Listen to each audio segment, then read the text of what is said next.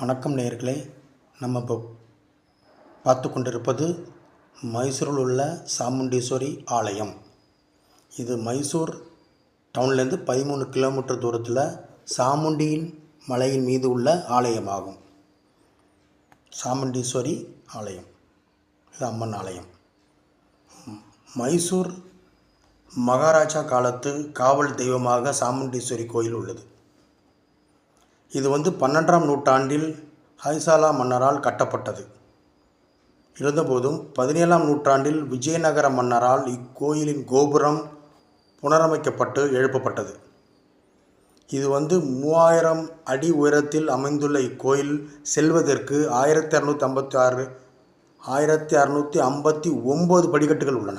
இது 800வது படிக்கட்டில் ஒரு சிறிய சிவன் கோயில் உள்ளது. இது 2ஆம் நூற்றாண்டில் இந்த சிறிய சிவன் கோயில் உள்ளதாக கல்வெட்டில் தெரிவிக்கப்படுகிறது. நன்றி, வணக்கம்.